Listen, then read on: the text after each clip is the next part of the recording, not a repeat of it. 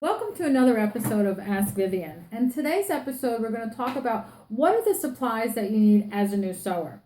It can get very confusing, and hopefully this will clarify what you need now, what you'll need a little bit later when you get more advanced, and what you need when you get really advanced. So the first thing we're going to talk about are scissors. It's important to invest in a nice pair of scissors.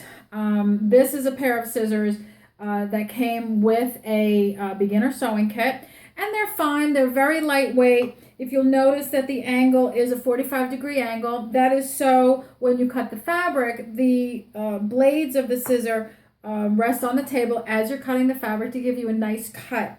Again, they're completely fine. They won't last, they won't be as sharp as you would like them to be in a relatively short period of time, but they will certainly get you started. I like Ginger, okay? The Ginger shear, okay? Dressmaker shear. This is an 8-inch shear. It is nice. It has some nice weight to it. It does come with its own cover. So if you do take care of them, there's an investment here of about $35 to $40. They will last you a lifetime. You can get them resharpened. Again, the weight of them will hold your fabric nice and stable, and they'll give you a nice clean cut. They also come in a slightly smaller size. Okay, again, very nice scissor.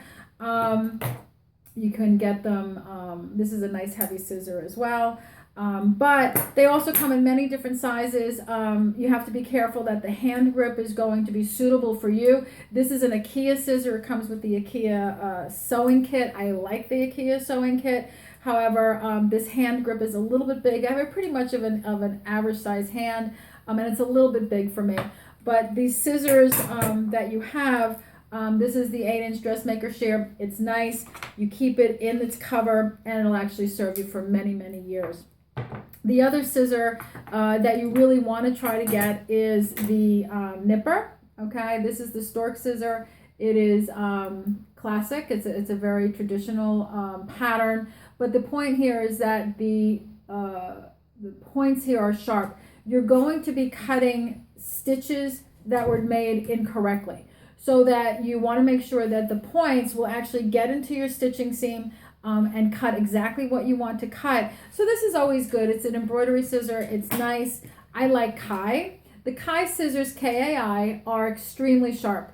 Okay. This is $14.99. They're not expensive. It's a beautiful scissor. Kai in general makes beautiful scissors. But these are very, very, very sharp. They will get the job done. They will last you a long time, but I do need to tell you that they're very sharp.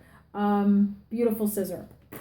You want to make sure that you don't use scissors that are curved. This is an embroidery scissor. It is made to cut embroidery thread. They're used in this manner.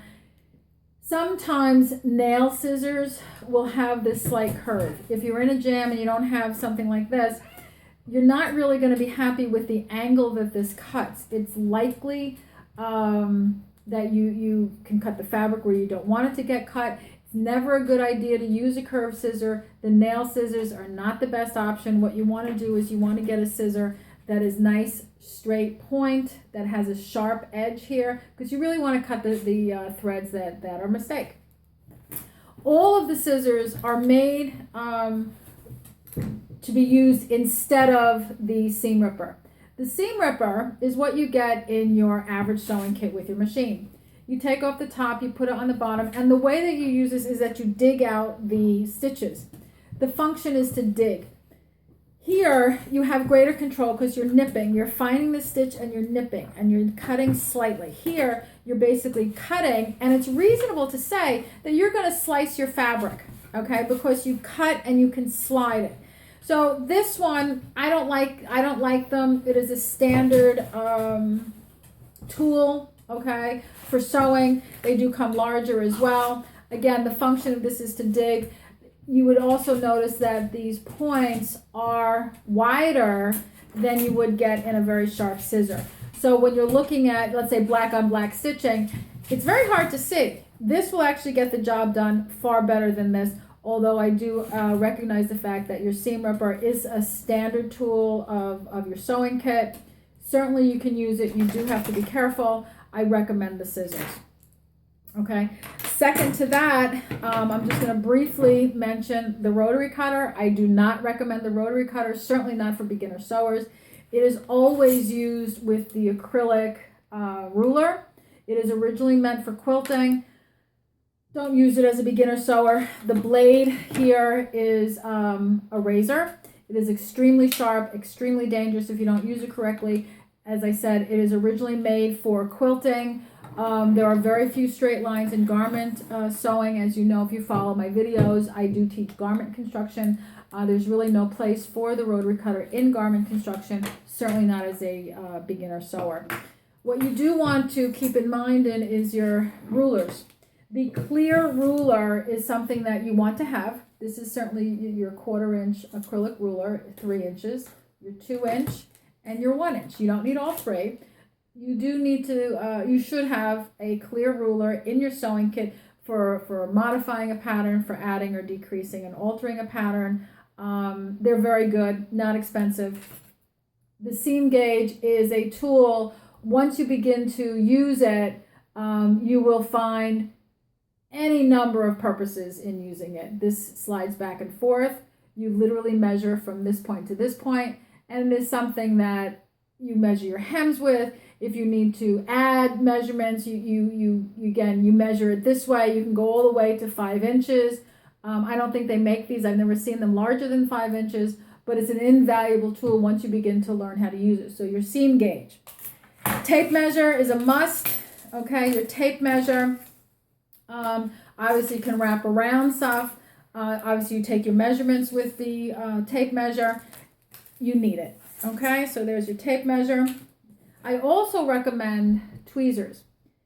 Tweezers come in a variety of sizes. When you're threading your machine and you can't grab the thread, there's thread stuck someplace, your fingers can't get into these tiny little parts, you're going to want to use the tweezer. This is your basic household tweezer. It's fine. These are your serger tweezers. I like better because they have the curve.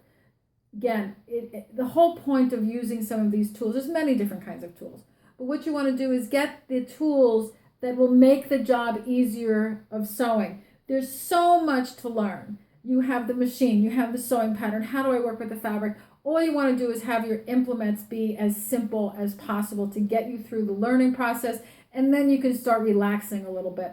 This makes your job a lot easier. You want to get a safety pin, big safety pin. The big safety pin, because most of the waistlines on beginner sewing patterns are elastic. This will draw the elastic through, okay? And it will help in that whole process of feeding the elastic through the casing. Must be part of your sewing kit.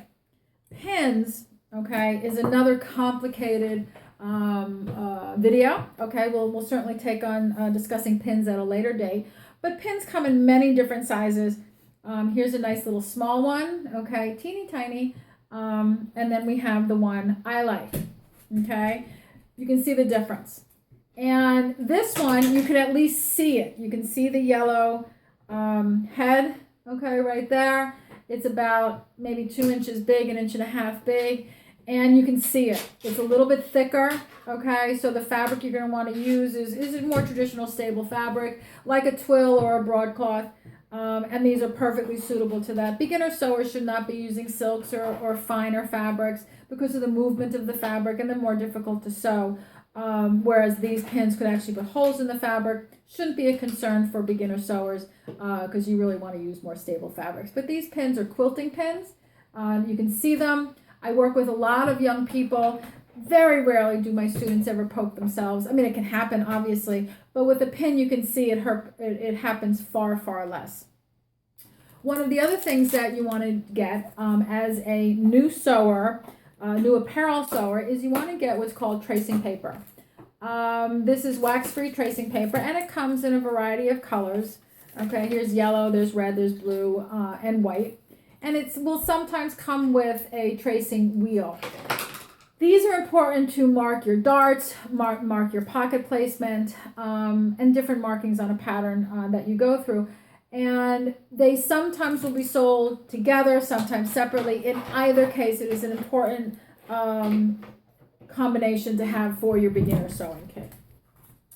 And finally, we have the pencil, okay, again for marking, adding to, this is just a little, it just brushes off, but your pencil will typically come in sewing kits. Again, is to add markings to the fabric on alterations, additions, and placements. And I want to talk a little bit about your bobbins and thread. This donut shape thing is really good to hold all your bobbins. And it seems like it's really silly, but if you have a bunch of bobbins and they all start unwinding, it can get you crazy. So what you want to do is manage your tools. I know I keep a little plastic box. I keep all my supplies in a box. You want to try to be organized because the amount of stuff that we can accumulate rather quickly. And you certainly don't want to lose it. You certainly don't want to misplace one of your scissors. You spend so much money on it.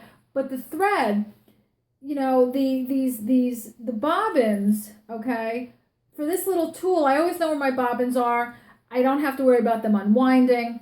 The spools of thread that I want to use are real spools of thread. You don't want to get the really tiny 1-inch, tiny little sample kind of thread things. They're just too small. They're for hand sewing. It's not good thread for the machine, but real spools of thread will serve you well, okay? Keep them together, get your little bobbin donut thing, and it will make your life a lot easier, be a lot happier. And finally, what I want to talk to you about are patterns. Sometimes new sewers will work with very easy vogue, or they're going to work with, you know, easy simplicity or something where it sounds like it should be easier. Very easy vogue patterns are vogue patterns which are more complicated. They're easy versions of a complicated pattern. That does not mean that they are made for new sewers. There's an assumed level of knowledge that the instructions are written towards. So they assume you know how to do certain techniques in vogue that you may not know as new sewers. Quick sew patterns are what I teach from, and quick sew patterns are made for beginner sewers. The language of the instructions, all patterns come with instruction sheets. The language of the pattern instructions are written such that they explain the technique that you're going to do. There are graphics on the patterns, on the pattern instructions, that's going to basically tell you what are the garment parts. It's not as much assumed knowledge. There's some, but there's not as much. So you'll be able to get through the project with greater ease. Now, I do understand that the garments themselves may not be as complicated, may not be as detailed, but as a new sewer, you don't know the details. You don't know how to put 2 pieces of fabric together yet, or 4 pieces of fabric. So if your seam allowances are off and things are off, the pattern will become skewed.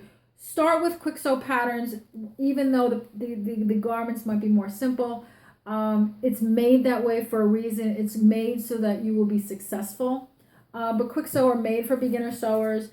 Then you have, like this is just something from New Look. It's a Simplicity brand. But go from quick sew to Simplicity to McCall's to Butterick to Vogue.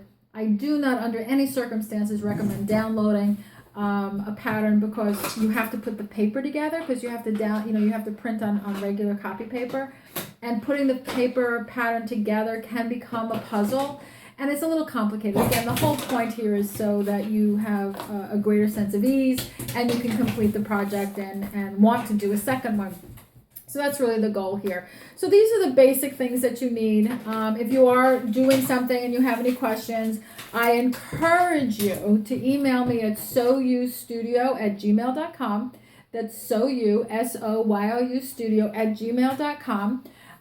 Send me an email. Tell me what your problem is. I'll try to help you. You can certainly like us on Facebook at SewYou Studio, or you can go to Instagram at SewYou Design, and we will, you'll see all the projects that we've done, okay, from very basic pull-on pants, pull-on skirts, to more complicated denim jackets and formal wear. So I hope you enjoyed this video. I hope that you continue to sew, and do send me an email at soyoustudio@gmail.com for any questions that you might have, okay?